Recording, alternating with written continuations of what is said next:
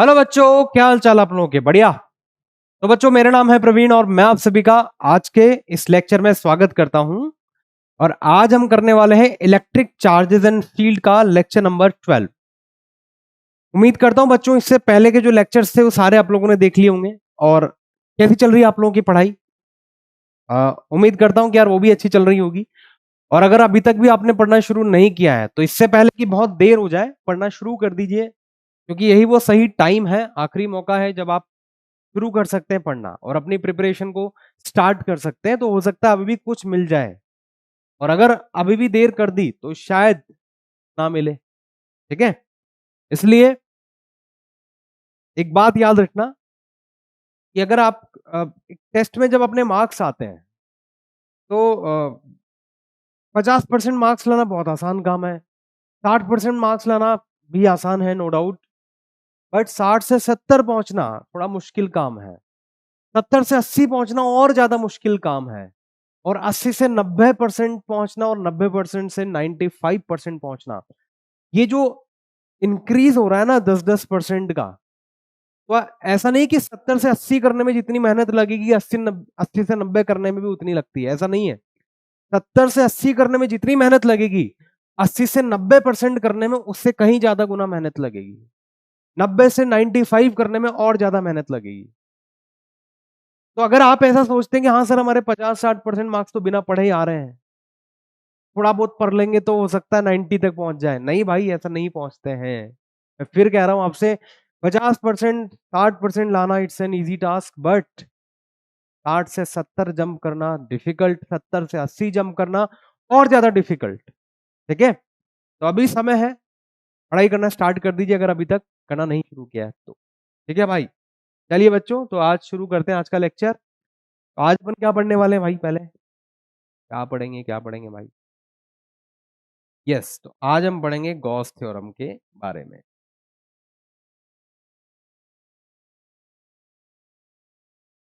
Gauss theorem एक बहुत important theorem है आपके सिलेबस में, एंड यू मस्ट नो कि कैसे इसको सॉल्व किया जाता है। ठीक है भाई, तो चलिए शुरू कर देते हैं फिर आज।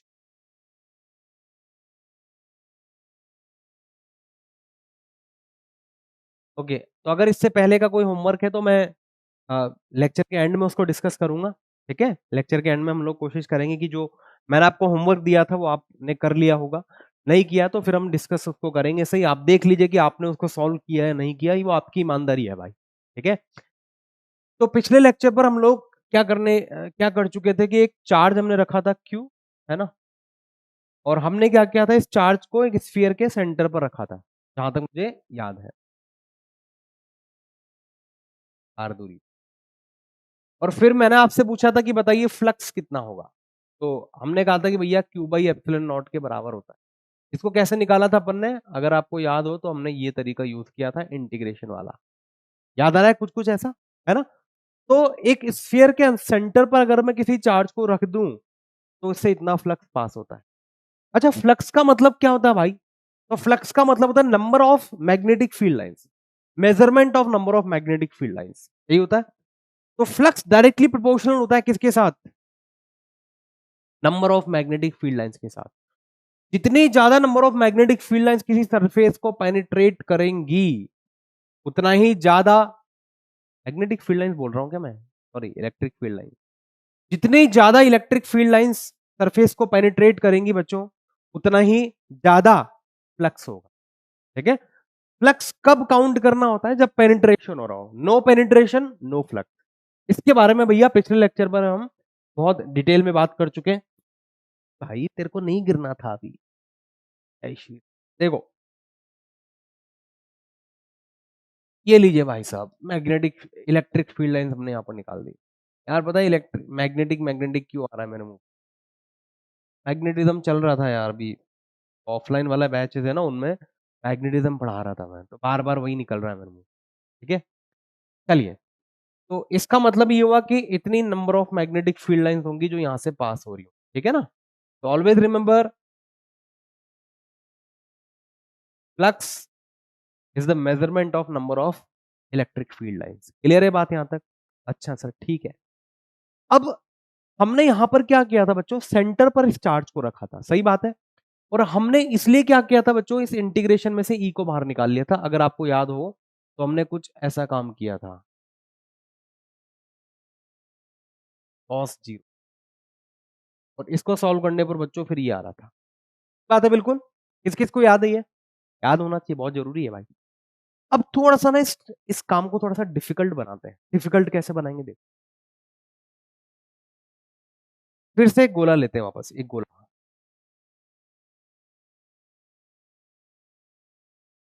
लेकिन इस बार हम क्या करते हैं ना बच्चों, थोड़ा सा इस गोले को मैं छोटा बना देता हूँ,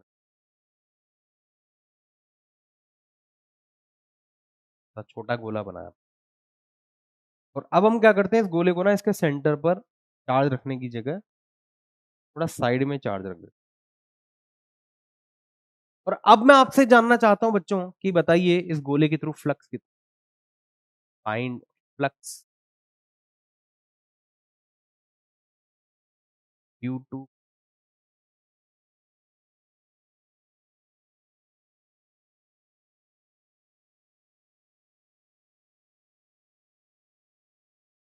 तो इस गोले के थ्रू हमको इस चार्ज का फ्लक्स बताना है भाई कितना हो। चार्ज को कहां रखा अपन ने, थोड़ा सा ऑफ सेंटर रखा हुआ है। अब ऑफ सेंटर रखने से दिक्कत क्या होगी वो समझना। देखो दिक्कत क्या होगी आपको बताता हूं, तुम लोग स्क्रीन को पॉज करके ट्राई कर सकते हो, पिछला वाला जो अपन ने तरीका यूज किया था उसकी तरफ तरीके से आप सॉल्व कर सकते हो। देखो मैं समझाता हूँ समस्या क्या आने वाली है। जैसे चार्ज यहाँ रखा हुआ है, ठीक है, यहां से मैग्नेटिक फील्ड लाइंस कैसे जाएंगी, इलेक्ट्रिक फील्ड लाइंस कैसे जाएंगी भाई, अलग अलग डायरेक्शन में। सही बात है बिल्कुल। अब ये एक स्फीयर है भाई, क्या ये एक स्फीयर, और स्फीयर कैसा सरफेस होता है, क्लोज या ओपन? सर ये तो ओपन सरफेस होता है, नहीं स्फीयर क्लोज सरफेस होता है, याद है, एंट्री पॉइंट एग्जिट पॉइंट, याद है ऐसा कुछ? हाँ, ये एक क्लोज सरफेस होता है। ठीक है सर, बहुत बढ़िया बात है। और क्लोज सरफेस का एरिया वेक्टर किधर होता है सर, हमेशा बाहर की तरफ होता है। अगर आपको यहां पर एरिया वेक्टर दिखाना है तो वो ऐसे बनेगा, परपेंडिकुलर टू द सरफेस। यहां पर दिखाना है तो वैसे बनेगा, परपेंडिकुलर टू द सरफेस। यहां पर दिखाना है तो एरिया वेक्टर ऐसे बनेगा, परपेंडिकुलर टू द सरफेस। और अगर यहाँ एरिया वेक्टर को दिखाना है तो सरफेस की परपेंडिकुलर ऐसे बनेगा। अब देखना दिक्कत क्या है, अगर मैं तुमसे पूछूं कि बताओ इस पॉइंट पर इलेक्ट्रिक फील्ड कितना होगा, अगर मैं इस दूरी को स्मॉल आर बोल देता हूं ना तो तुम बोलोगे सर के क्यू बटे आर स्क्वायर, और ई और डीएस के बीच में एंगल कितना होगा सर, 0 डिग्री होगा। यहां पर बता सकते हो इलेक्ट्रिक फील्ड कितना होगा? हाँ बिल्कुल बता सकते हैं ना सर, ये दूरी अगर मैं आर नॉट कह देता हूं तो यहां पर हो जाएगा के क्यू बटे में आर नॉट स्क्वायर। लेकिन यहां पर इलेक्ट्रिक फील्ड तो इस तरफ आ रहा है और एरिया वेक्टर इस तरफ आ रहा है, तो देखो एंगल जीरो नहीं है, एंगल जीरो नहीं है। तो हर पॉइंट पर ई और डीएस के बीच का एंगल वेरी कर रहा है, पहली बात। दूसरी बात, डिफरेंट डिफरेंट पॉइंट्स पर इलेक्ट्रिक फील्ड की वैल्यू भी डिफरेंट डिफरेंट है। तो दो दो समस्या है, एक समस्या नहीं है। सेंटर पर रखने से क्या होता है, सेंटर पर रखने से हर पॉइंट पर इलेक्ट्रिक फील्ड की वैल्यू, चाहे यहां देखो या यहां देखो, यहां पर भी इलेक्ट्रिक फील्ड की वैल्यू के क्यू बटे आर स्क्वायर थी, यहां पर भी इलेक्ट्रिक फील्ड की वैल्यू के क्यू बटे आर स्क्वायर थी। यहां पर उसकी डायरेक्शन ऐसे आ रही थी और यहां पर उसकी डायरेक्शन ऐसे आ रही थी। लेकिन ई और डीएस के बीच में जो एंगल था ना भाई, वो कितना बन रहा था, 0 डिग्री बन रहा था। तो हर जगह पर एंगल 0 डिग्री था, और साथ में ई भी कांस्टेंट था, इसलिए अपन ने ई को बाहर निकाल लिया। इस बार हम ऐसा नहीं कर सकते कि सर एक काम करो ना, यहां से भी ई को बाहर निकाल लो, नहीं ऐसा नहीं निकाल सकते भाई। हाँ ये जरूर है कि फ्लक्स को कैलकुलेट करने का तरीका तो अभी भी यही है जो आपके सामने है, परंतु इस बार ना हम उसको वैसे नहीं लिख सकते। क्यों नहीं लिख सकते वैसे? क्योंकि हर पॉइंट पर ना डीएस की वैल्यू अलग अलग आ रही है, एंगल बिटवीन ई और डीएस अलग अलग आ रहा है, और हर पॉइंट पर ई की वैल्यू भी डिफरेंट है, इसलिए अपन ऐसे नहीं लिखेंगे। समझ गए समस्या क्या है? तो फिर इसका समाधान क्या सोचे, थोड़ा सोचना। अगर आपको फ्लक्स की डेफिनेशन याद है ना तो इसका समाधान आपके सामने है, सोचिए, 2 मिनट लीजिए। हाँ जी, सोच लिया? अब सुनना जो मैं कह रहा हूं।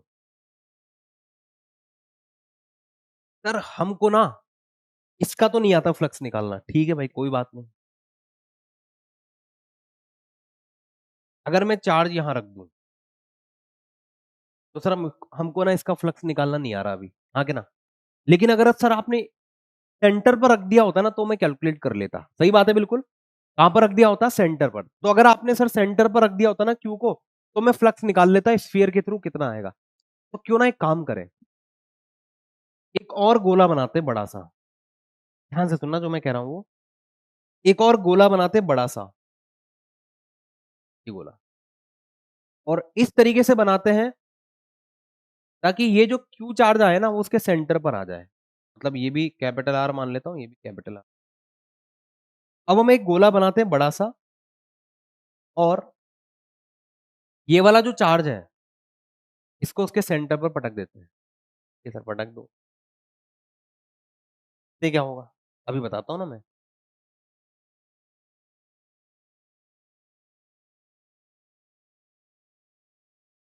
ओके, ध्यान से सुनना जो मैं कह रहा हूं।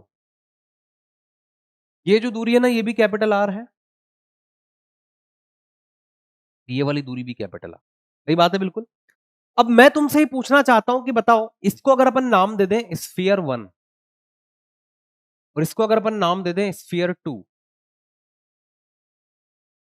तो जिस स्फीयर के लिए ये चार्ज सेंटर पर आ रहा है, क्या मैं स्फीयर 2 के थ्रू फ्लक्स बता सकता हूं? Flux through the sphere 2। सोचिए बच्चों,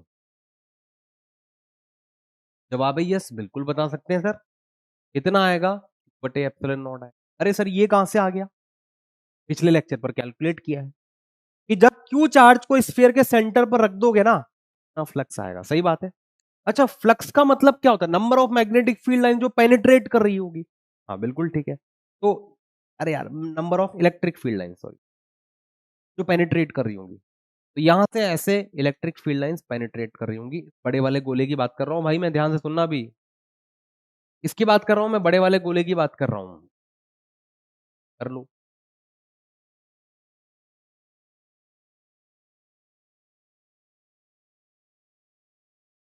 अब कितनी मैग्नेटिक कितनी इलेक्ट्रिक फील्ड लाइंस इसको पेनिट्रेट कर रही हैं, वही इससे पास होने वाले फ्लक्स के बराबर होता है। सही बात है। ठीक है, ध्यान से देखो बच्चों, ध्यान से देखो।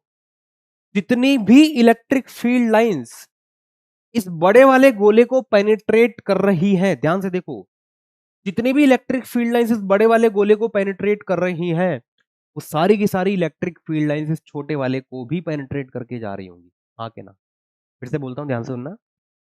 जितनी इलेक्ट्रिक फील्ड लाइंस इस बड़े वाले गोले को पेनिट्रेट करके जा रही है, उतनी ही इलेक्ट्रिक फील्ड लाइंस इस छोटे वाले गोले को भी पेनिट्रेट करके जा रही होंगी।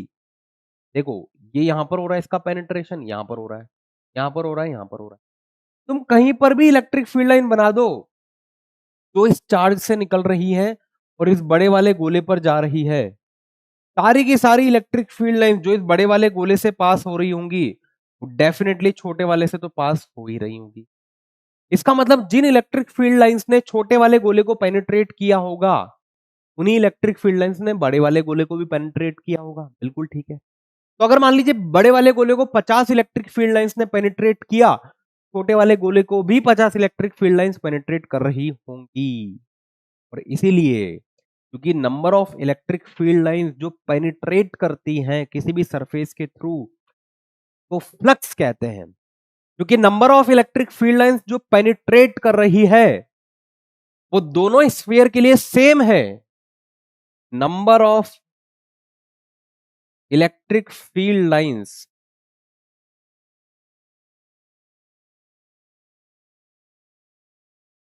पेनिट्रेटिंग स्फीयर 2 बरोबर number of electric field lines penetrating sphere 1। सही बात है बिल्कुल। हाँ बिल्कुल ठीक है। Number of electric field line जो पेनिट्रेट करती है बच्चों, उसको क्या कहते हैं? फ्लक्स कहते हैं। का मतलब ये हुआ कि जितना फ्लक्स 2 वाले से पास हो रहा है, उतना ही फ्लक्स 1 वाले से भी पास हो रहा होगा। इसलिए 2 वाले का फ्लक्स अगर मुझे पता है तो मैं 1 वाले का निकाल सकता हूं। कितना आएगा बताओ answer, Q by epsilon not. समझे बात को? चलिए इसको नोट करो पहले, ये तो कर लिया था, ये वाला करो। हो गया भैया नोट? स्क्रीन को पॉज करके नोट करना है। चलिए ठीक है, फिर अब इसको नोट करो। समझ गया अप्रोच क्या यूज करनी होती है? ठीक है सर। चलिए तो अभी आगे बढ़ते हैं यहां से।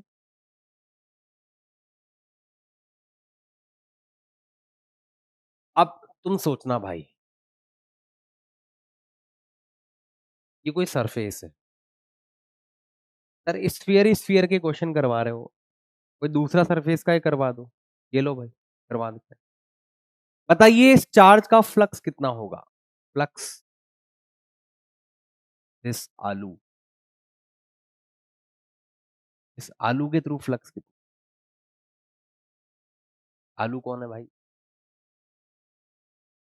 तो इस आलू के थ्रू फ्लक्स बताना है। सोचो कैसे निकालेंगे? Sir integration of E dot D S करेंगे हम तो। अच्छा, कर लो। लेकिन एक समस्या है। समस्या क्या है? वही समस्या जो पिछले क्वेश्चन में आ रही थी, वही समस्या जो पिछले क्वेश्चन में आ रही थी। देखो अब इसको सॉल्व करने की कोशिश करते हैं। तुमने ट्राई कर लिया भाई, ठीक है, ट्राई करना उसके बाद ही सॉल्व करना जो मैं कह रहा हूँ।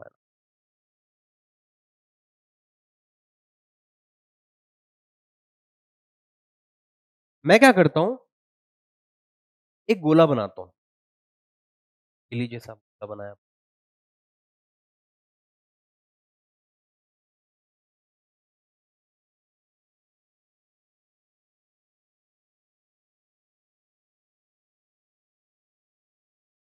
ये लो, तो ये हमने एक गोला बनाया, ठीक है, और ये गोला इस तरीके से बनाया कि ये उसकी रेडियस है। अरे सर इसको रेडियस क्यों लिया?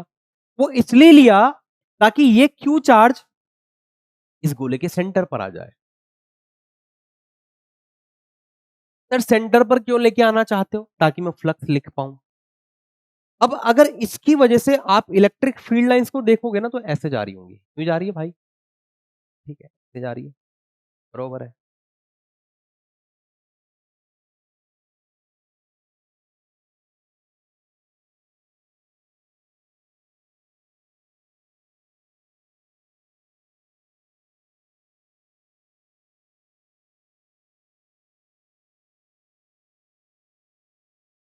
सही बात है बिल्कुल। क्या तुम्हें भी वही दिख रहा है जो मुझे दिख रहा है? हाँ, एरो एरो दिख रहे हैं सर। नहीं वो नहीं देखना, ये देखना तुमको, number of electric field lines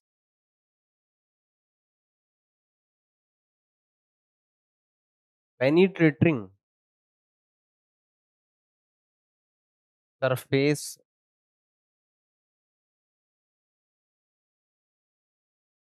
one. इसको सरफेस वन कह देते हैं, या आलू तो नाम दिया ना भाई अपन ने, आलू, आलू बोलेंगे ना। Is equal to number of electric field lines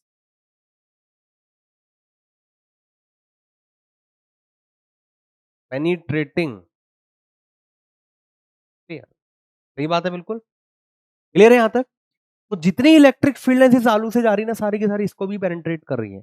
इसका मतलब ये हुआ कि इस आलू के थ्रू जो फ्लक्स पास हो रहा होगा, वही फ्लक्स इस स्फीयर के थ्रू भी पास हो रहा हो। और बच्चों किसी स्फीयर के सेंटर पर अगर कोई चार्ज रखा हुआ हो, तो उसका फ्लक्स अपन जानते हैं, तो क्यू बाई एप्सिलॉन नॉट के बराबर हो। इसलिए इस येलो वाले सरफेस के थ्रू भी flux Q by epsilon not ही आ रहा है। हाँ ये बात तो बिल्कुल सही कह रहा हूं। एक पैटर्न आप नोटिस करिए, जो अपन ने पिछले 2-3 केसेस देखे हैं, उन सभी केसेस के अंदर, उन सभी केसेस के अंदर अगर आप ध्यान से देखें, तो फ्लक्स की वैल्यू आ रही है क्यू बाई एप्सिलॉन नॉट के बराबर। जहां पर क्यू क्या है? उस सरफेस के अंदर जो चार्ज रखा हुआ है उसकी वैल्यू है। हाँ के ना? सही बात है बिल्कुल। फिर से सुनिए जो मैं कह रहा हूं वो, अभी तक अपन ने जो 2-3 क्वेश्चन किए, चाहे आप ये वाला देख लो, इसमें इस स्फीयर के अंदर कितना चार्ज रखा हुआ है? सर क्यू रखा हुआ है, तो फ्लक्स कितना आ रहा है? क्यू बाई एप्सिलॉन नॉट आ रहा है, ठीक है। इसको देखो, इस स्फीयर के अंदर कितना चार्ज रखा हुआ है सर, क्यू रखा हुआ है। फ्लक्स कितना आ रहा है सर, वो भी क्यू बाई एप्सिलॉन नॉट आ रहा है, बिल्कुल ठीक है। इस वाले आलू के अंदर कितना चार्ज रखा हुआ है सर, क्यू रखा हुआ है। और फ्लक्स कितना आ रहा है आलू के through sir, Q by epsilon not आ रहा है। इसका मतलब ये हुआ कि अगर मुझे किसी भी क्लोज सरफेस के थ्रू फ्लक्स निकालना है ना, तो मुझे बस एक चीज पता होनी चाहिए, वो है क्यू। What is Q? वो चार्ज जो कि उस सरफेस के अंदर रखा हुआ है। क्लियर है बात ये? तो क्या मैं यहां पर एक इन पैटर्न को देखते हुए एक रिजल्ट बना लूं सीधा? क्या रिजल्ट बनाओगे सर? कि किसी भी क्लोज सरफेस के थ्रू अगर मुझे फ्लक्स निकालना हुआ तो मैं क्या करूंगा, ये यूज कर लूंगा। जहां पर ये क्यू एनक्लोज्ड क्या है भाई, जहां पर ये क्यू एनक्लोज्ड क्या होता है, ये चार्ज होता है।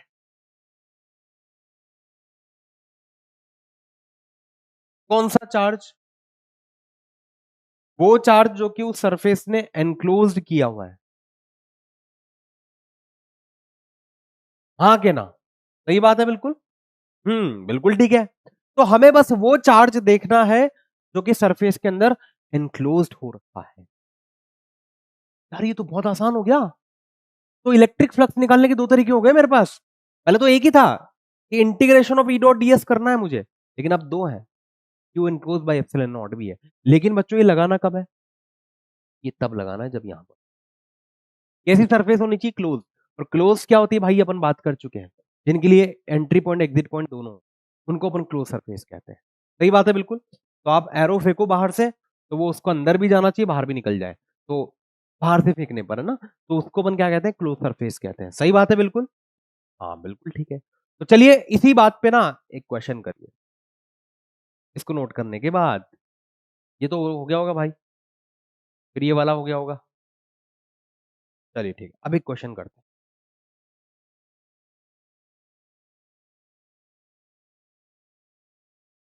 ये एक गंदा सा सरफेस लिया अपन ने ना, ये भी एक आलू है। और इस आलू के अंदर अपन ने क्या रखा हुआ है, चार्ज रखा हुआ है।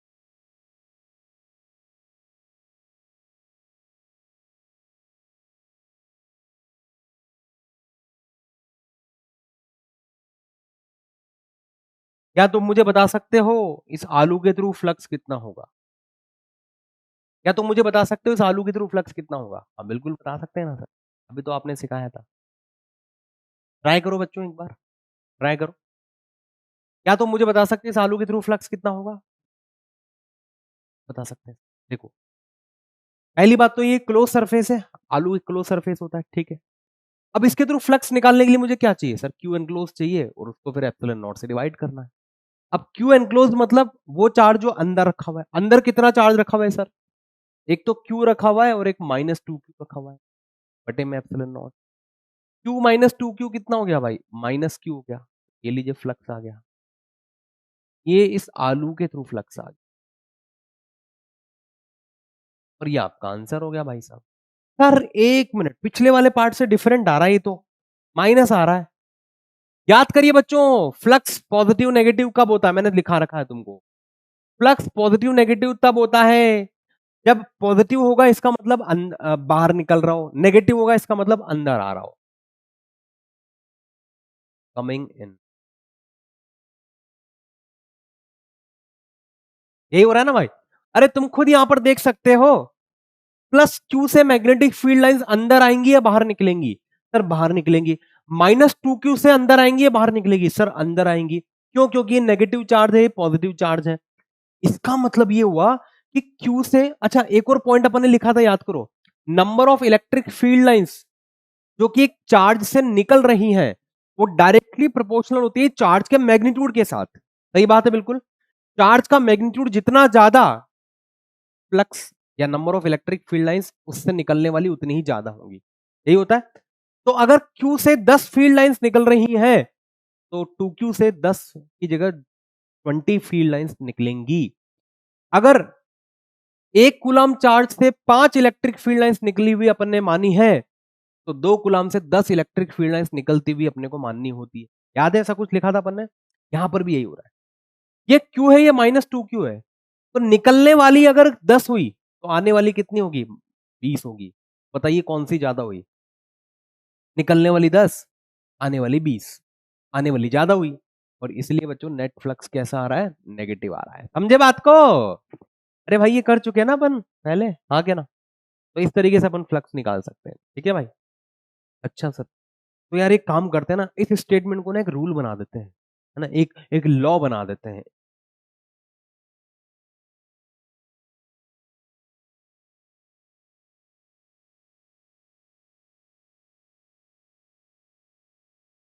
क्या बनाते हैं लॉ? लॉ क्या बनाते हैं भाई, समझना। अरे ये अपन पहले लिख चुके हैं भाई, अपन पहले कर चुके हैं, नाम आप दे रहे हैं इसको अपन बस। क्या है लॉ? वो थ्योरम क्या है? Electric flux through a close surface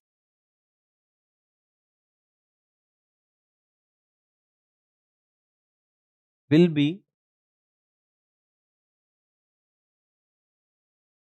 1 upon epsilon naught times of the charge included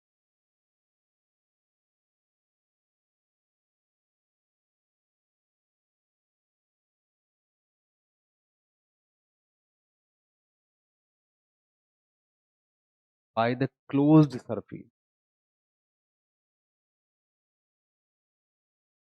ठीक हो रहा है कि किसी भी क्लोज सरफेस के थ्रू अगर हमको फ्लक्स निकालना है, क्लोज्ड सरफेस,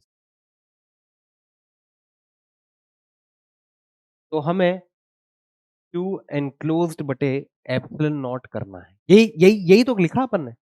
अरे सर ये तो आपने थोड़ी देर पहले बता दिया था हमको। हाँ भाई वही तो था गॉस थ्योरम। तो गॉस थ्योरम यही कहता है कि अगर आपको किसी भी क्लोज सरफेस के थ्रू फ्लक्स निकालना है तो आपको क्या निकालना होता है? क्यू एनक्लोज्ड निकालना होता है। क्या निकालना होता है बच्चों? Q enclosed. इस सरफेस के अंदर कितना चार्ज है। अरे सर इतनी देर से मतलब अपन गॉस थ्योरम को भी पढ़ रहे थे क्या? हाँ वही पढ़ रहे थे, बस उसको अपन ने नाम नहीं दिया था, लेकिन अब नाम दे दिया। नाम क्या दिया? Gauss theorem. तो गॉस थ्योरम इज नथिंग, वो जो अपन पहले से करते हुए आ रहे हैं, कि किसी भी क्लोज सरफेस के थ्रू अगर आपको फ्लक्स निकालना है तो आपको केवल और केवल क्या पता करना होता है? क्यू एनक्लोज पता करना होता है। क्या पता करना होता है? क्यू एनक्लोज पता करना होता है। सही बात है बिल्कुल। अच्छा सर ठीक है, ओके। अब फ्लक्स निकालना है क्लोज सरफेस के थ्रू तो हमें क्यू एनक्लोज पता होना चाहिए। ये सर ठीक है। नाउ पे योर अटेंशन। अच्छा इसको लिख लो पहले। लिख लिया? पॉज करके। चलो ठीक है, अब समझना भाई। नोट। देखो, जैसे अगर मान लो ये कोई सरफेस है, आलू है, यहां पर एक चार्ज रखा हुआ है क्यू, और ये एक और आलू है भाई, लेकिन ये थोड़ा छोटा आलू है, और इसमें भी चार्ज रखा हुआ है क्यू। ठीक है सर।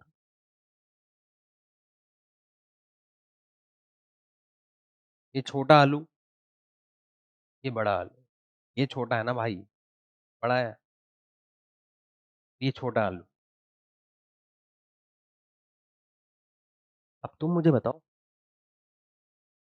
इसके थ्रू फ्लक्स कितना होगा? Sir Q by epsilon not.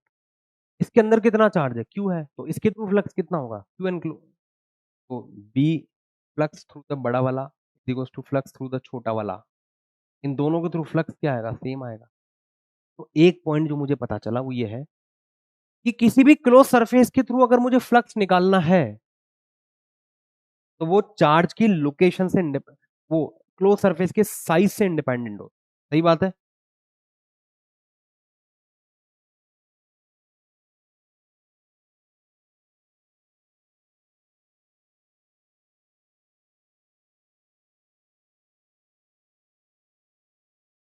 Flux through a close surface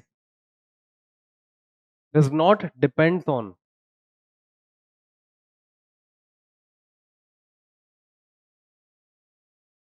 does not depends on location of charge. सही बात है बिल्कुल। Sorry, size of the surface.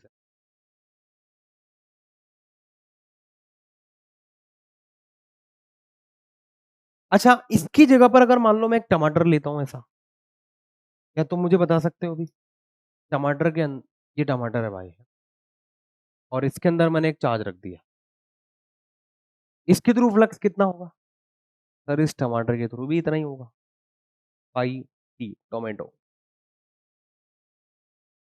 सही बात है बिल्कुल,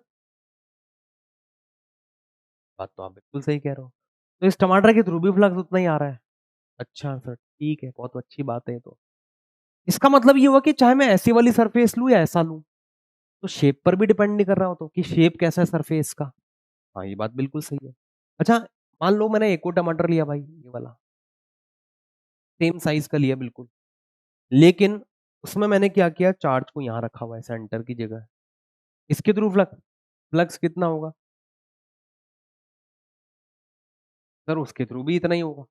इसका मतलब ये हुआ कि शेप पर तो डिपेंड कर ही नहीं रहा, साइज पर भी डिपेंड नहीं कर रहा, शेप पर भी डिपेंड नहीं कर रहा, और लोकेशन ऑफ चार्ज पर भी डिपेंड नहीं कर रहा। चाहे आप चार्ज को सेंटर पर रखो या साइड में रखो, सेम आ रहा है। तो size of close surface, shape of close surface and location of charge inside the surface.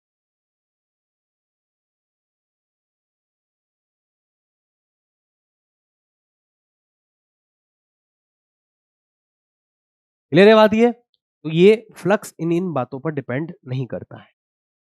हाँ सर ठीक है, बहुत अच्छी बात। यहां तक पिक्चर क्लियर है भाई? फिर किस पर डिपेंड करेगा, इसको नोट करो, फिर बात करते हैं। हो गया भाई? चलो ठीक। दूसरा बिंदु,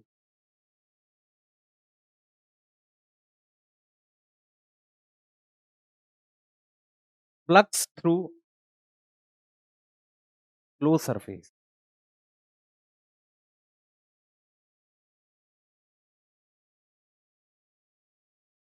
depends on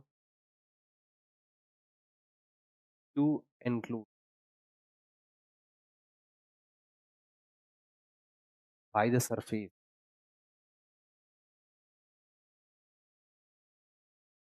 and its sign, sign पर भी डिपेंड। तो जैसे मान लो ये कोई एक सरफेस लिया मैंने, एक आलू, आलू, इसके अंदर मैंने क्या किया बच्चों, एक चार्ज रखा क्यू, ओके। इसके अंदर मैंने क्या किया, एक चार्ज रखा -2। अब मुझसे कोई पूछे कि बताइए इस आलू के थ्रू फ्लक्स कितना, तो मैं कहूंगा कि सर Q/ε0। और अगर इसके थ्रू कोई पूछे तो क्या कहूंगा मैं, सर -2Q/ε0। इसका मतलब वो चार्ज के ऊपर डिपेंड कर रहा है कि कितना चार्ज रखा हुआ है और किस नेचर का चार्ज रखा हुआ है। यहाँ पर प्लस है, यहाँ पर माइनस है, इसलिए फ्लक्स भी माइनस हो गया, यहाँ पर प्लस आ रहा है। यहाँ पर क्यू है तो क्यू आ रहा है, यहाँ पर 2Q है तो यहाँ पर 2Q, -2Q है तो -2Q। समझ गए बात को? तो इन बातों पर वो डिपेंड करता है। अच्छा सर ठीक है, बहुत अच्छी बात है। इसका मतलब ये हुआ कि जब भी मुझे गॉस थ्योरम को यूज करना है ना, तो नोट कर लीजिए बच्चों, फिर आगे की बात करते हैं। तो इसका मतलब ये हुआ कि जब भी मुझे गॉस थ्योरम को यूज करना है, तो मुझे ना क्लोज सरफेस बनानी पड़ेगी भाई। सही बात है बिल्कुल, क्लोज सरफेस होगी तभी तो ये रूल लगा पाओगे ना भाई आप, क्लोज सरफेस के लिए तो है ये। तो जब भी हमको गॉस थ्योरम यूज करना है कहीं पर भी, तो हमें क्लोज सरफेस बनानी पड़ेगी। सही बात है बिल्कुल, अगर दी हुई है तो बहुत अच्छी बात है, नहीं तो अपन को बनानी पड़ेगी। तो बहुत सारे क्वेश्चन ऐसे होंगे जिनमें आपको क्लोज सरफेस दिया होगा, और बहुत सारे क्वेश्चन ऐसे होंगे जिनमें आपको क्लोज सरफेस मानना पड़ेगा, जैसे कि अपन ने यहां पर माना था, याद करो, इसमें माना था। हमको क्वेश्चन में कौन सा सरफेस दिया हुआ था, हमको ये अंदर वाला स्फीयर दिया हुआ था, हमने कौन सा सरफेस माना था, हमने ये वाला माना था। यस और नॉट? ये सरफेस अपन ने अज्यूम किया ना यहाँ पर, हाँ बिल्कुल किया था। अच्छा भाई, सेम यहाँ पर ये हमको गिवन था, और हमने कौन सा माना था, हमने स्फीयर को क्लोज सरफेस माना था हमारा। तो ये हमने अज्यूम किया था कि एक और सरफेस बना लेते हैं, चलो हाँ के ना। क्यों बनाया था? ताकि हमारा क्वेश्चन सॉल्व हो जाए। सही बात है बिल्कुल। अच्छा सर ठीक है। तो कभी भी अपने को गॉस थ्योरम यूज करना होता है ना, तो हमें क्लोज सरफेस मानना पड़ता है वहां पर।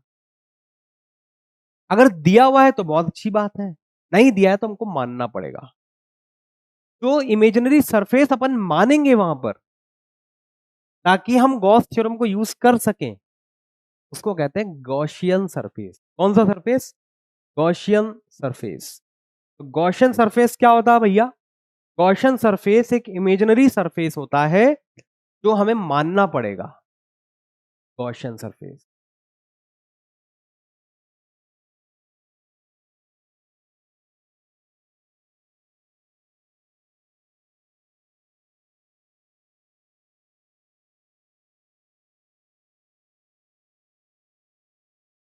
एन इमेजिनरी सरफेस, लिख लो, सरफेस assumed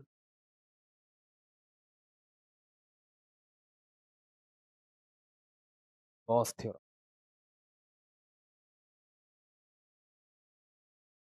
उस सरफेस को अपन क्या कहते हैं भाई? गॉसियन सरफेस कहते हैं। ठीक है। अब बच्चों जब भी अपन गॉसियन सरफेस मानेंगे ना, तो हमें कुछ बातें यहां पर ध्यान रखनी है। ठीक है। Points to remember.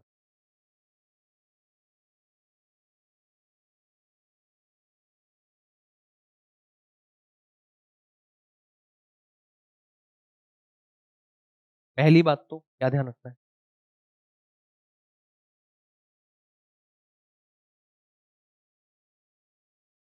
Angle between electric field और area vector should B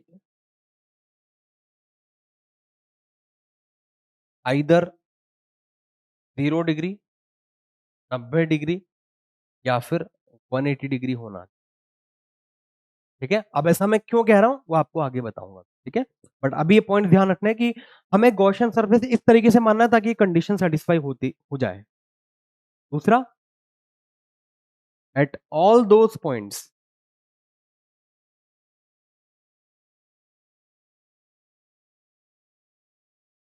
where angle between E vector and DS vector is 0 degree और 180 डिग्री।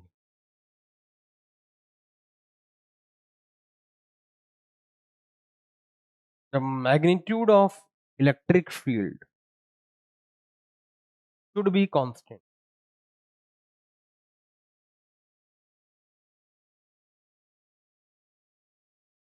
कैसा होना चाहिए बच्चों? ये कांस्टेंट होना चाहिए। ठीक है। अब ये दो बातें हैं जो हमें ध्यान रखनी है। कभी भी अगर हमें गॉसियन सरफेस मानना पड़ा तो इन दोनों बातों को हम ध्यान में रखेंगे। ठीक है। ऐसा क्यों किया सर? अरे भाई अभी देखो, देखो बच्चों, हमने ये स्फीयर क्यों माना? हमने स्फीयर इसलिए माना सर ताकि चार्ज उसके सेंटर पर आ जाए। सेंटर पर आने से क्या होगा? ई वेक्टर और डीएस वेक्टर के बीच का एंगल कितना हो जाएगा? 0 डिग्री हो जाएगा। सर अगर नेगेटिव चार्ज होता तो क्या होता? तो 180 डिग्री हो जाता। तो यहां पर हमारा काम इसलिए आसान हो गया क्योंकि जैसे ये चार्ज स्फीयर के सेंटर पर आया ना, तो सेंटर से हमें सिमेट्री नजर आने लगी। क्या नजर आने लगी? सिमेट्री। और सिमेट्री नजर आ रही है इसलिए हम कह सकते हैं कि भैया इस बड़े वाले स्फीयर के थ्रू जो फ्लक्स पास हो रहा होगा वो क्यू बाई एप्सिलॉन नॉट के बराबर होगा। अब मैंने एक टर्म यहां पर यूज की है, सिमेट्री। सिमेट्री, वो जो सिमेट्री ऐसी चीज है जो आपको दिखती है। कोई किताब आपको सिखा नहीं सकती कि नहीं यार ये सिमेट्री ऐसे चेक कर लो। जैसे कि मान लीजिए क्या देखें, क्या देखें। हम्म जैसे मान लीजिए ये बॉक्स है भाई, क्या ये आपको सिमेट्रिक नजर आ रहा है? बिल्कुल नजर आ रहा है, यस। कहाँ, कौन से प्लेन के अबाउट सिमेट्रिक नजर आ रहा है? सर इसके अबाउट सिमेट्रिक नजर आ रहा है। सही बात है, बिल्कुल। आप ये वर्ड्स पर मत देखिए क्या क्या लिखा हुआ है, हम केवल इसके शेप की बात कर रहे हैं। ठीक है ना। ऐसे काटेंगे तो सिमेट्रिक आ रहा है, दो हिस्से बट जाएंगे। ऐसे काटोगे तो भी सिमेट्रिक बन रहा होगा, दो हिस्से में बट जाएगा। आगे ना। तो सिमेट्री आपको नजर आनी चाहिए, वो दिखनी चाहिए हमको कि हाँ यार ये सिमेट्रिक है। तो कभी भी अगर आपको सिमेट्री चेक करनी होती तो हमें वहां पर सिमेट्री दिखनी चाहिए। जैसे कि ये चार्ज अगर आप इसके सेंटर पर रख दोगे ना, तो आपको दिख रहा होगा कि ये चार्ज इस स्फीयर से सिमेट्रिकली लोकेटेड है। इसलिए हम इतनी आसानी से इसको बता पाए। अच्छा, क्या आप यहां पर बता सकते हो सीधा कि फ्लक्स कितना होगा? सर सीधा इसलिए नहीं बता पाए थे हम लोग क्योंकि सिमेट्री नहीं थी यहां पर। ध्यान से देखो, ये चार्ज क्या इस आलू के सिमेट्रिकली रखा हुआ है क्या हर पॉइंट के अबाउट? नहीं रखा हुआ है, इसलिए अपन आसानी से आंसर नहीं कर पाए। अच्छा, और दिखाता हूं, देखो जब इस चार्ज को मैंने यहां रखा था, थोड़ा सा ऑफ सेंटर रखा था, तब क्या दिक्कत आ रही थी? तब भी सर अपन नहीं बता पाए थे। क्यों नहीं बता पाए थे? क्योंकि सिमेट्री नहीं थी। देखो ध्यान से, ये चार्ज क्या इस स्फीयर के लिए सिमेट्रिकली लोकेटेड है क्या? नहीं है। तो चूंकि ये चार्ज इस स्फीयर के लिए सिमेट्रिकली लोकेटेड नहीं है, इसलिए हम फ्लक्स इतनी आसानी से नहीं बता पाए। तो फिर हमने क्या किया? हमने सिमेट्री बनाई। कैसे बनाई सिमेट्री? हमने एक बड़ा स्फीयर अज्यूम किया और ये चार्ज क्यू उसके सेंटर पर मान लिया। सेंटर पर मानने से क्या होगा? सेंटर पर मानने से हमें सिमेट्री नजर आने लगेगी, और जैसे अपने को सिमेट्री नजर आई तो हम फ्लक्स बता देंगे कि भैया क्यू बाई एप्सिलॉन नॉट के बराबर था। आगे ना, इसीलिए जब भी हम गॉस थ्योरम को अज्यूम करेंगे तो हमें वहां पर सिमेट्री देखनी होती है। क्या देखनी होती है? सिमेट्री। और सिमेट्रिकल केसेस में ही गॉस थ्योरम आसान पड़ेगी। अगर अनसिमेट्रिकल केसेस है तो गॉस थ्योरम का एप्लीकेशन वहां पर थोड़ा सा डिफिकल्ट हो जाए। अब वो कैसे होगा वो मैं आपको एग्जांपल्स के थ्रू समझाता हूं।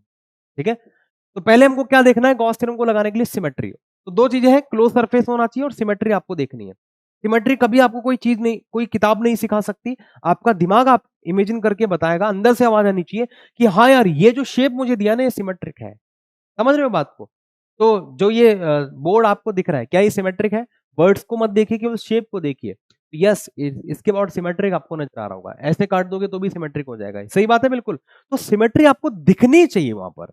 हमारा ब्रेन हमें आप बोले कि हाँ यार ये चीज सिमेट्रिक है। समझ रहे हो बात को? तो सिमेट्री ऐसी चीज है जो हमें दिखनी चाहिए। इस बात को अच्छे से दिमाग में फिट कर लेना, ये आगे बहुत काम आएगी। ठीक है, ओके। अब मैं क्या करता हूं, आपको कुछ क्वेश्चंस करवाता हूं। ठीक है, देखिए भैया, तो क्वेश्चन देखिए, हम लोग स्टार्ट करते हैं क्वेश्चन के साथ। सिमेट्री में आपको देखना सिखाऊंगा पहले क्वेश्चंस के थ्रू। तो देखिए भाई क्वेश्चन, ये मान लीजिए कि एक हेमिस्फीयर है भाई। क्या ये एक हेमिस्फीयर? हेमिस्फीयर सब लोग जानते हैं भाई, आधा स्फीयर है ना। ये लीजिए, और अब हमने क्या किया, यहां पर एक चार्ज रख दिया, और अब मैं आपसे जानना चाहता हूं कि भैया इसके थ्रू फ्लक्स कितना होगा। चार्ज कहां पर रखा हुआ है? इस जगह पर, यहां पर चार्ज रखा हुआ है। तो ऐसे मान लो कि एक बॉल है, उस बॉल को आपने यहां पर रखा हुआ है, इस तरीके से रखा हुआ है कि आधी बॉल अंदर है आधी बॉल बाहर है ना। ये इसका अगर फ्लैट वाला सरफेस है तो यहां पर एक बॉल रखी हुई, आधी बॉल अंदर की तरफ आ रही है आधी बॉल बाहर की तरफ आ रही है ना, ऐसा एक सरफेस है। और अब मुझसे कोई पूछे कि बताइए इस हेमिस्फीयर के थ्रू फ्लक्स कितना है, तो क्या मैं अभी भी बोल सकता हूं कि क्यू बाई एप्सिलॉन नॉट होगा? तो जवाब है नहीं। क्यों नहीं होगा? क्योंकि ये पूरा का पूरा चार्ज इसके अंदर थोड़े ना है ना। जैसे मैंने आपको कहा कि बॉल की तरह इमेजिन करो इसको, तो आधी अंदर आधी बाहर आई। सही बात है ना, बिल्कुल।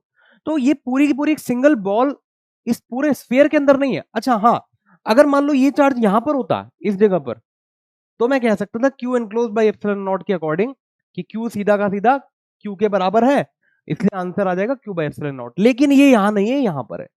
That is why answer will be different. तो फिर क्या करें, गॉस थ्योरम लगा दे। उसको लगाने के लिए पहले हमको क्या करना पड़ेगा, एक क्लोज सरफेस बनाना पड़ेगा, क्योंकि जब तक क्लोज सरफेस नहीं होगा तब तक अपन गॉस थ्योरम नहीं लगा सकते हैं। और दूसरी बात, क्लोज सरफेस के अंदर चार्ज हमें पता होना चाहिए कि कितना चार्ज है।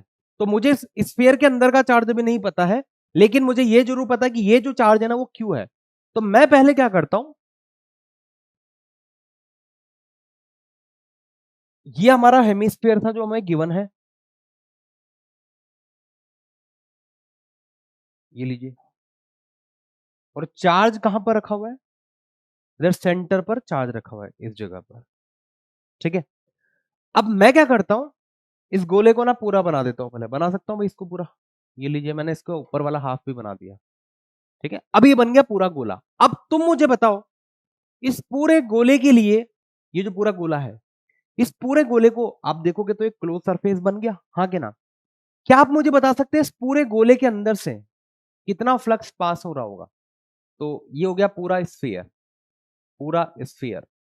तो इसके थ्रू पास हो रहा होगा Q enclose by epsilon not, जहां पर क्यू एनक्लोज की वैल्यू कितनी भैया, क्यू बाई एप्सिलॉन नॉट के बराबर है। बिल्कुल सही बात है। अच्छा, यहां से फील्ड लाइंस कैसे निकल रही होंगी बच्चों? इमेजिन करते हैं अपन लोग, फील्ड लाइंस इस चार्ज से कैसे निकलेंगी? ऐसे भी जाएंगी, कुछ कुछ ऐसे भी जाएंगी, कुछ ऐसे जाएगी, ऐसे भी जाएगी, ऐसे भी जाएगी, हर डायरेक्शन में जाएगी, हाँ क्या ना? बिल्कुल सही बोल रहे हो सर, ये तो आप। ये लीजिए, अब थोड़ा सिमेट्री को ऑब्जर्व करते हैं, देखना भाई। ये यहां पर रखा हुआ है, मतलब ये एक स्फीयर है, एक गोला है, उसका बीच वाला पार्ट ये रहा। तो तुमने क्या किया, गोले को दो बराबर हिस्सों में काट दिया, आधा ऊपर है आधा नीचे। अब सोचिए यहां से जितनी फील्ड लाइंस निकल रही है, सिमेट्री देखनी अपने को और कुछ नहीं करना। जितनी फील्ड लाइंस इस क्यू से निकल रही है, ध्यान से देखो, उसका कुछ पार्ट ऊपर वाले से पास हो रहा होगा, कुछ पार्ट नीचे वाले से। और सिमेट्री की वजह से मैं ऐसा कह सकता हूं कि जितनी फील्ड लाइंस ऊपर वाले आधे स्फीयर से पास हो रही होगी, उतनी की उतनी ही नीचे वाले आधे से भी पास हो रही होगी। और इसीलिए ऊपर वाला और नीचे वाला, इन दोनों के थ्रू जो फ्लक्स पास हो रहा होगा वो आधा आधा हो जाएगा। आधा आधा मतलब Q by two epsilon not. भाई पूरे के through Q by epsilon not, तो आधे के थ्रू कितना, Q by two epsilon not. सही बात है बिल्कुल। बच्चों यहां पर क्या आपको सिमेट्री नजर आई?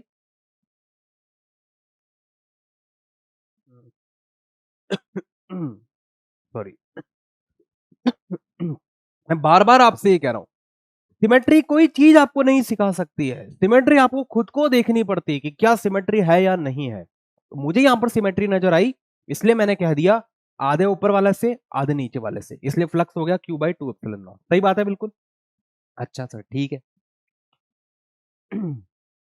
और देखिए एक और क्वेश्चन, इसको नोट कर लीजिए बच्चों।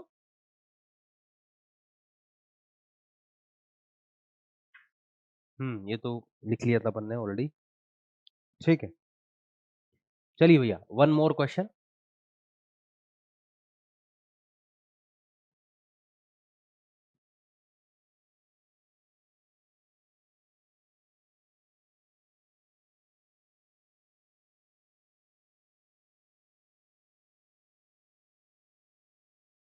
यहां पर अपन ने क्यू रख दिया इस जगह पर, बिल्कुल वैसे वो बॉल की तरह ही है। और अब आपसे कोई पूछ रहा है कि बताइए इसके थ्रू फ्लक्स कितना है, निकाल सकते हो इसके थ्रू फ्लक्स? अरे सर गॉस थ्योरम लगा लो ना। अरे गॉस थ्योरम तो तुम लगा लोगे, लेकिन क्यू एनक्लोज कितना रखोगे भाई, ये तो बताओ पहले। क्या ये इसके अंदर है? तो जवाब है नहीं है इसके अंदर। और जब तक अपने को अंदर वाला चार्ज नहीं पता होगा ना, तब तक अपन गॉस थ्योरम नहीं लगा सकते, समझे बात को? तो फिर अगर मुझे अंदर वाला चार्ज पता करना है, तो मैं क्या करता हूं, यहां पर थोड़ा सा दिमाग लगाता हूं। तुम स्क्रीन को पॉज करो, अपना दिमाग यूज करो, और फिर हम दोनों मिलकर के दिमाग लगाते हैं अपना अपना। ठीक है? हाँ जी, कर लिया भैया, पॉज हो गया सॉल्व। अब समझिए, अब समझना भाई। इसी को कॉपी कर ले, नहीं थोड़ा सा दूसरा बनाते हैं डायग्राम, है ना?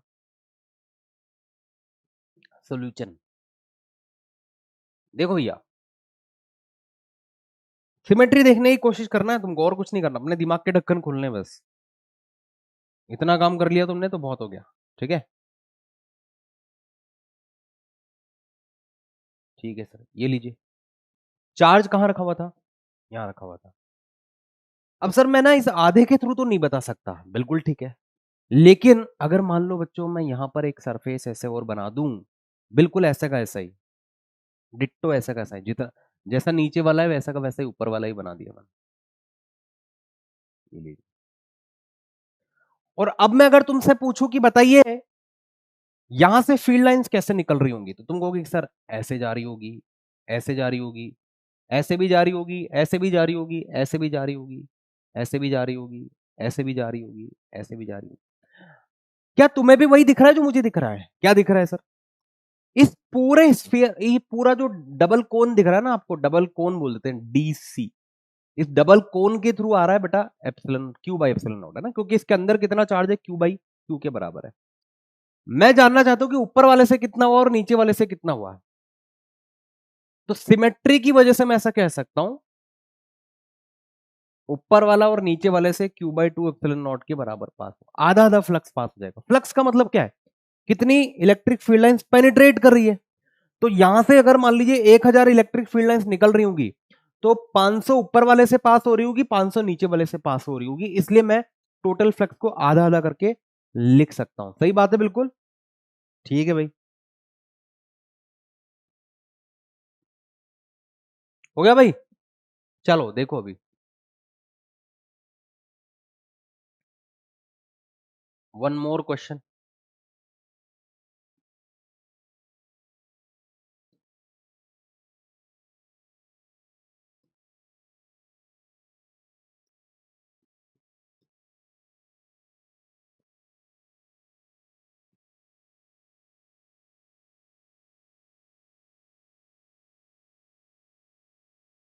अब इसको कॉपी कर लेते हैं, क्यूब के ऊपर दो तीन क्वेश्चन अपन करने वाले हैं अभी।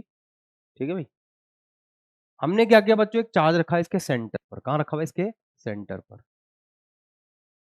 और अब हमसे कोई पूछता है कि बताइए इसके थ्रू फ्लक्स कितना होगा,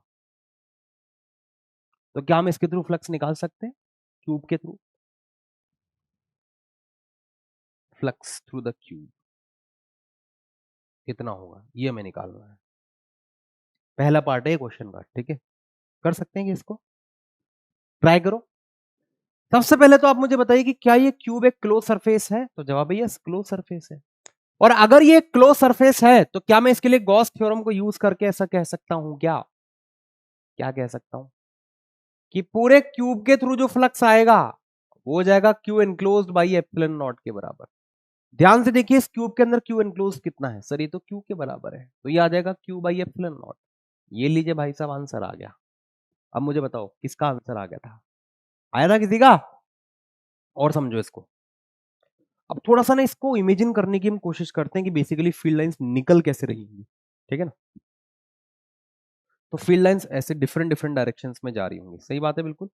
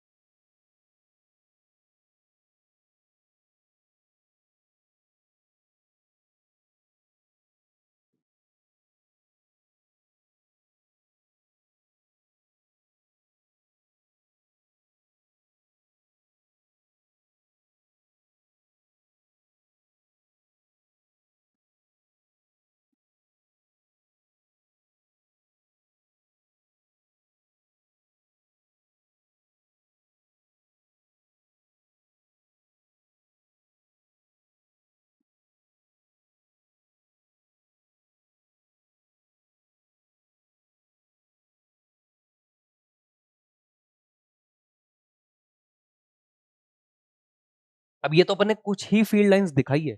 तो जैसे मान लो जिस रूम में तुम बैठे हुए हो ना, उस रूम के सेंटर पर अपन ने एक चार्ज रख दिया, ठीक है। तो इधर वाली दीवार से, इधर वाली दीवार से, ऊपर वाली नीचे वाली, हर तरफ से फ्लक्स पास हो रहा होगा, सही बात है बिल्कुल।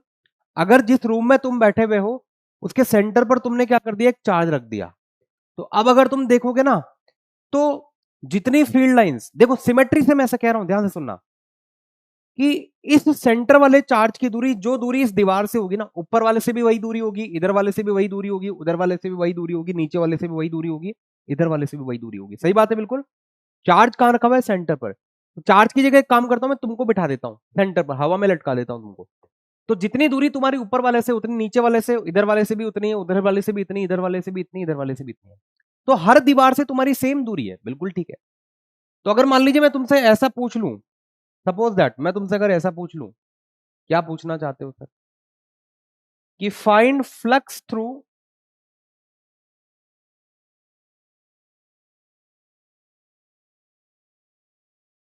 Any one of the face,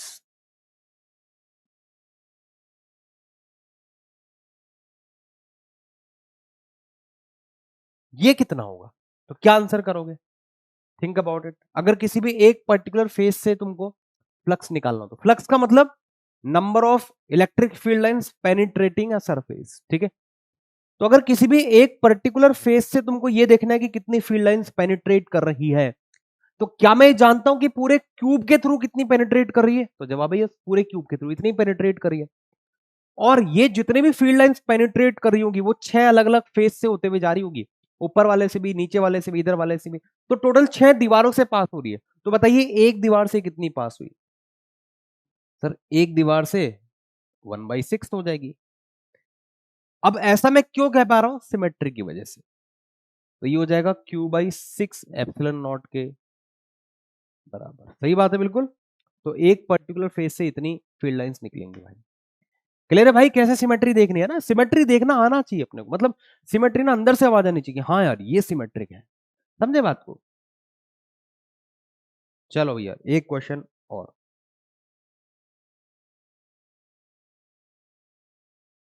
ये इसका सॉल्यूशन हो गया।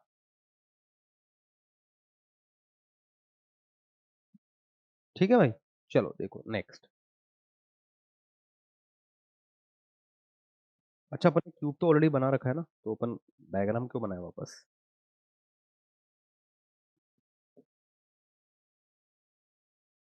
अब हमने क्या किया, इस चार्ज को ना यहां पर रखा हुआ है। कहां पर? यहां पर रख दिया, एक फेस पर रख दिया भैया। और अब हमें बताना है कि इस क्यूब के थ्रू फ्लक्स कितना होगा। Find flux through the cube. अब अगर तुमको वो पिछले एग्जाम्पल समझ में आए हों जो मैंने आपको करवाए हैं, तो ये वाला क्वेश्चन तुम्हारे लिए कोई बड़ी बात नहीं है। ट्राई करो इसको।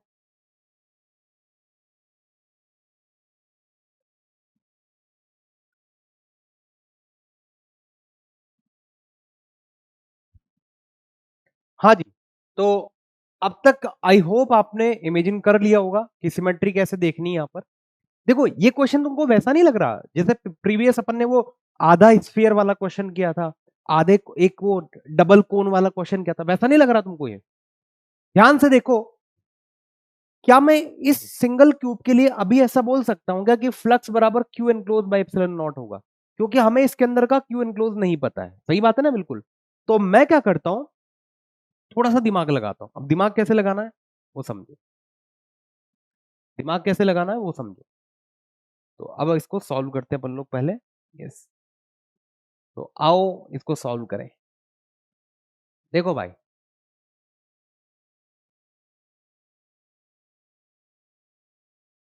ये रहा अपना क्यूब। सही बात है बिल्कुल बरोबर है। अब मैं क्या करता हूं, यहां पर एक और क्यूब बना देता हूं।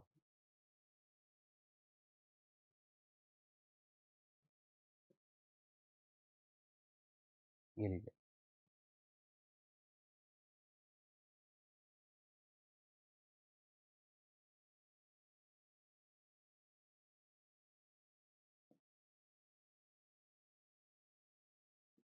बिल्कुल ऐसा का ऐसा ही आइडेंटिकल क्यूब बना देता हूं मैं।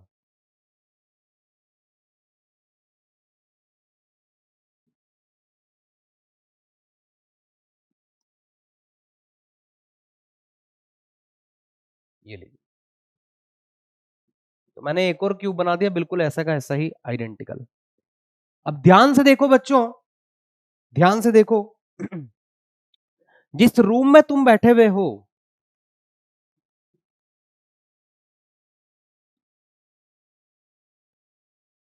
उसकी जो सीलिंग तुमको दिख रही है, मतलब ये वाली दिख रहा है तुमको ये सीलिंग? तो हमने क्या किया कि एक चार्ज को ना उस सीलिंग के यहां पर रखा हुआ है। ना वो पूरी तरीके से बाहर है, ना वो पूरी तरीके से अंदर है। समझे बात को? अब सोचिए, इस क्यू से जो फील्ड लाइंस निकलेंगी वो कैसे निकल रही होंगी, थोड़ा सा इमेजिन करने की उसको कोशिश करते हैं अपन लोग। तो इस क्यू से निकलने वाली फील्ड लाइंस ऐसे जा रही होंगी।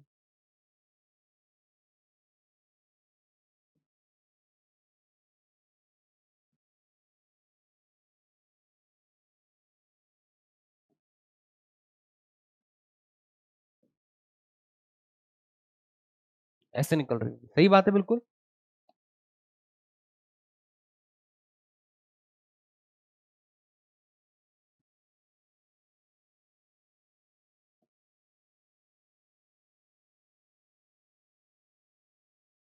ये लीजिए, तो ऐसे फील्ड लाइंस निकल रही होंगी, है ना? क्या मैं सिमेट्री देख पा रहा हूं यहां पर? कि अगर इस चार्ज से टोटल 1000 फील्ड लाइंस निकल रही होंगी, तो जितनी फील्ड लाइंस इस ऊपर वाले क्यूब से पास हो रही होंगी ना बच्चों, उतनी ही नीचे वाले से भी पास होगी, है ना। सिमेट्री की वजह से मैं ऐसा कह सकता हूं। तो flux through the upper cube बराबर flux through the lower cube, और ये कितना हो जाएगा, टोटल फ्लक्स बाई 2, है ना। अब इन दोनों का जो कंबाइंड है, इस कंबाइंड के अंदर कितना चार्ज रखा हुआ है, Q enclosed by epsilon not by 2। अब क्यू एनक्लोज कितना भैया, इस पूरे दोनों को मिला के, तो दोनों को मिला के जो क्यू एनक्लोज दिख रहा होगा वो क्यू है भाई। इन दोनों का जो क्यूब बन रहा है ना, बड़ा वाला क्यूब, उसके अंदर तो क्यू चार्ज रखा हुआ है, तो ये हो जाएगा क्यू बाई 2 एप्सिलॉन नॉट। ये आपका आंसर हो जाएगा। क्लियर है भैया कैसे सिमेट्री देखनी होती है ना। एक और क्वेश्चन करें, देखिए इसका मतलब ये हुआ कि फेस पर अगर कोई चार्ज रख दिया ना अपन ने, तो दो क्यूब के साथ शेयर हो जाएगा, है ना। अच्छा, अगर इसके सेंटर पर रखूंगा तो क्या होगा सर, तब भी दो से शेयर हो जाएगा। जैसे तुम जिस रूम में बैठे हुए उसकी दीवार के यहाँ पर तुमने कोई चार्ज रख दिया ना, वो अंदर है ना बाहर है, तो वो चार्ज आधा तुम्हारे रूम के साथ शेयर हो रहा होगा और आधा पास वाले रूम के साथ शेयर हो रहा होगा, है ना। इसलिए तुम्हारे रूम के अंदर टोटल चार्ज एनक्लोज कितना हो गया, क्यू बाई 2 हो गया। सही बात है बिल्कुल। अब बात करते हैं थोड़ा सा और इसके बारे में। नेक्स्ट देखिए, ये रहा अपना क्यू।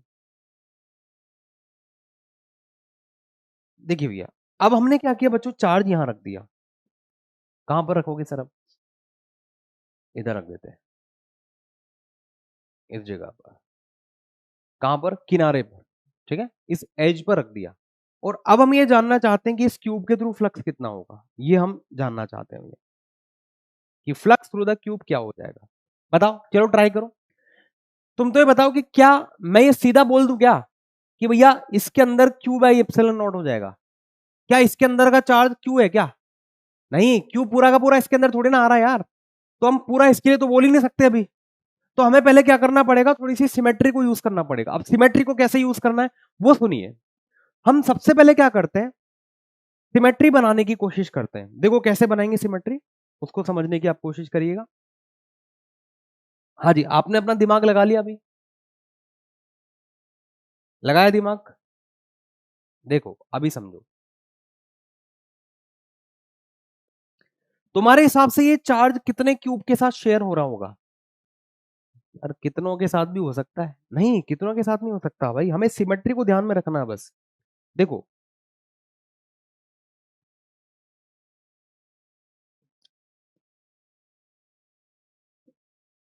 ये लीजिए भाई साहब,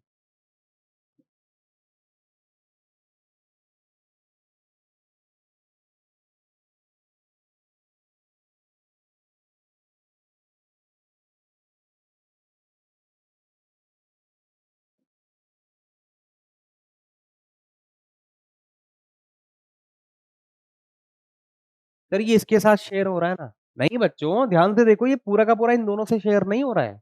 अभी और भी क्यूब बनने वाले हैं यहाँ पर। क्या तुम वो क्यूब देख पा रहे हो, नहीं देख पा रहे हो, देखने की कोशिश करो भैया, बहुत जरूरी है।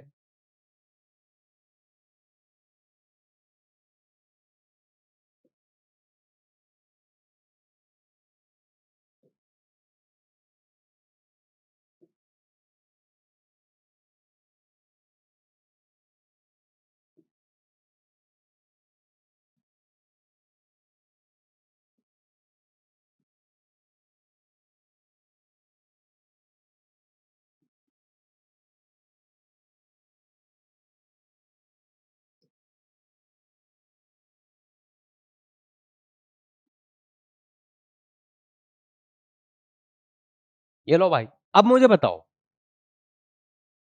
क्या अब मैं कह सकता हूं कि ये जो बड़ा सा क्यूब दिख रहा है, जो चारों से मिलकर के बन रहा है ना, ये जो चार कमरों से मिलकर के एक बड़ा सा कमरा बन रहा है ना, इस पूरे के through Q by epsilon not का फ्लक्स पास हो रहा होगा। सही बात है बिल्कुल, पूरे के through Q by epsilon not, बिल्कुल बराबर है सर। ओके, अब अगर इस पूरे के through Q by epsilon not के बराबर है, तो बताओ किसी एक में से कितना पास हो रहा होगा। तो देखो इससे फील्ड लाइंस कैसे निकल रही होगी बच्चों, इमेजिन करने की कोशिश करो। यहां से फील्ड लाइंस ऐसे जा रही होंगी, हर तरफ जाएंगे, हर तरफ, in every possible direction field lines ऐसे निकलेंगी, हर तरफ जाएंगे। लेकिन बच्चों सिमेट्री की वजह से मैं ऐसा कह सकता हूं कि अगर सबसे चारों क्यूब से मिलाकर के क्यू बाई एप्सिलॉन नॉट है, तो एक सिंगल क्यूब से टोटल का 1/4 पास हो रहा होगा। सही बात है बिल्कुल। तो आंसर कितना आ जाएगा, क्यू बाई 4 एप्सिलॉन नॉट। दिख रहा है 1/4। मतलब अगर यहां से 1000 फील्ड लाइंस निकल रही होगी ना, तो उसमें से 250 इधर रेड वाले में से जाएगी, 250 ब्लू वाले में से, 250 इसमें से जाएगी पर्पल वाले में से, 250 इस वाले ब्लू वाले में से जाएगी। सही बात है बिल्कुल। क्लियर है यहां पर। तो सिमेट्री को देख करके हम ये बता सकते हैं भैया किस में से कितनी जा रही होंगी। तो आपको भी हमारे दिमाग से आवाज आनी चाहिए, अंदर से आवाज आनी चाहिए कि हाँ यार यहां पर सिमेट्री बन सकती है। तो पहले आपको सिमेट्री बनानी होंगी, उसके बाद गॉस थ्योरम को यूज करके किसी भी एक के थ्रू निकाल सकते हैं। इसका मतलब ये हुआ भैया गॉस थ्योरम तभी तुम्हारे काम की जब सिमेट्री होगी। सिमेट्री अगर नहीं है ना तो थोड़ा सा वहां पर मुश्किल काम हो जाएगा, है ना। ठीक है, एक और क्वेश्चन देखिए। इसका मतलब ये हुआ कि ये जो क्यूब है ना, ये जो चार्ज है वो 4 क्यूब के साथ शेयर हो रहा होगा, बिल्कुल बराबर है। और देखो, अच्छा इसको नोट कर लो बच्चों पहले। ठीक है, अब देखिए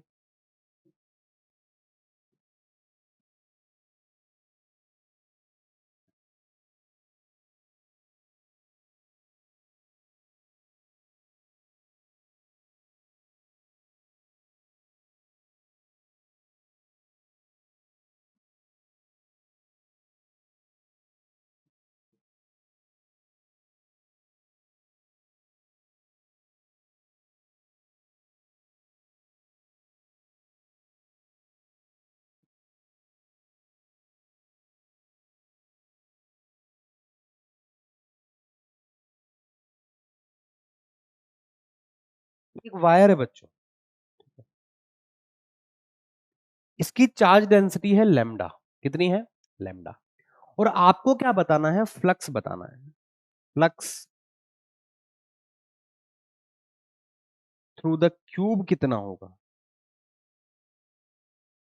और ये जो क्यूब है ना, इसकी साइड लेंथ आपको दी हुई है ए और ए।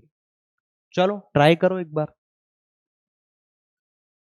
अगर आपको फ्लक्स निकालना है कि इस क्यूब के थ्रू कितना फ्लक्स पास हो रहा होगा, तो तुम ऐसा इमेजिन करो कि तुम्हारी जो दीवार है ना, कोई भी एक दीवार ले लो, उसके किसी एक किनारे पर ना एक वायर जा रहा है और उस वायर पर चार्ज बिखरा हुआ है। ठीक है।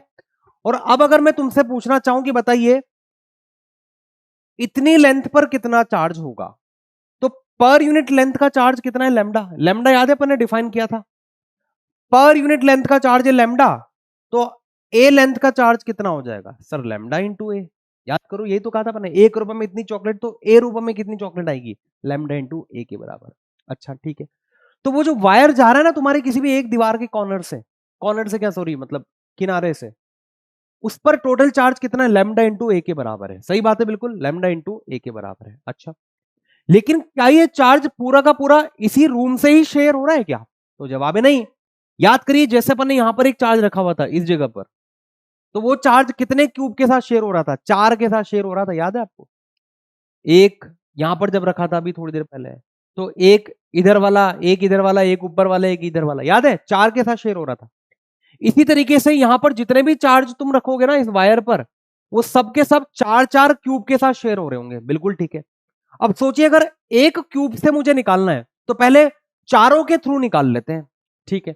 तो क्या मैं ऐसा कह सकता हूं कि फ्लक्स थ्रू द फुल मतलब चारों क्यूब के साथ मिलाकर के देखा जाएगा, तो चारों क्यूब के अंदर टोटल चार्ज कितना आ रहा है, इतना चार्ज। अब ये चार्ज कितना है, लैम्डा इंटू ए के बराबर है।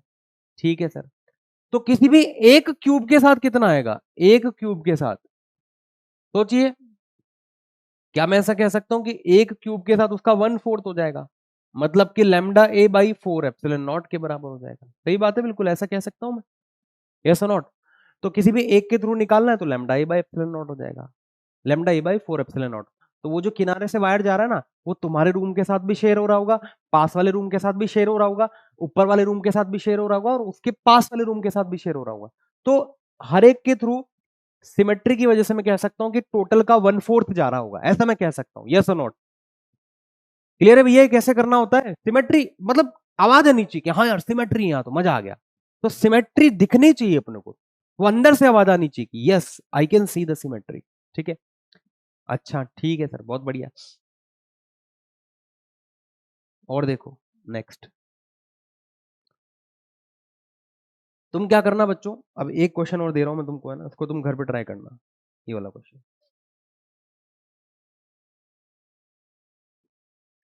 हमने यहां पर एक चार्ज रख दिया इस जगह पर, क्यू चार्ज, और हमें बताना है बच्चों फ्लक्स थ्रू द क्यूब क्या होगा।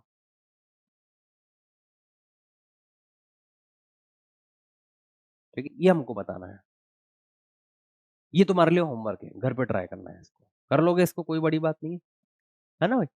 ठीक है, ओके, तो ये आपको निकाल के लाना है, ये आपके लिए होमवर्क है। ठीक है बच्चों, तो आज का लेक्चर मैं यही रोकता हूँ, थोड़ा सा मेरी आंखों में कुछ ज्यादा ही प्रॉब्लम हो रही है। ठीक है, आप भी देख पा रहे होंगे शायद।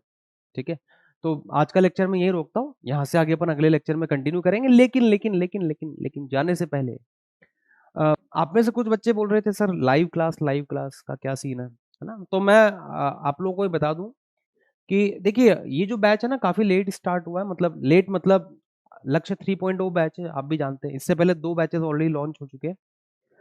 तो आप में से हो सकता है बहुत सारों ने वो वाला ज्वाइन किया होगा और कुछ ने ये वाला ज्वाइन किया है। ठीक है, अब यहां से हमें, हमारी कोशिश है कि दिसंबर तक आपका सिलेबस कंप्लीट हो जाए। ठीक है, तो बच्चों दिसंबर तक सिलेबस कंप्लीट करने के लिए हमने इस यहाँ पर जो क्लासेस है ना उनको रिकॉर्डेड रखा है। रिकॉर्डेड में क्या होता है ना, थोड़ा सा हम, आप भी जैसे आप भी इस चीज को देख सकते होंगे कि कभी हो सकता है कि आप लेक्चर को 1.5 की स्पीड पर देख पा रहे होंगे, आप में से बहुत सारे बच्चे होंगे जो देखते होंगे डेफिनेटली 1.5 की स्पीड से देख रहे होंगे उसको, या फिर ऐसा भी कर रहे होंगे कुछ तो कि जिनको कुछ पार्ट अगर आ रहा होगा तो वो इसको स्किप करके वो वाला पार्ट देख सकते हैं जो जिनमें उनको दिक्कत है। ठीक है, तो रिकॉर्डेड देने का पर्पस यही है कि दिसंबर तक हम लोग टाइमली आपका सिलेबस करवा दें और without any cutting in the content, content में कोई कमी किए बिना हम पूरा सिलेबस आपका करवाना चाहते हैं टाइमली।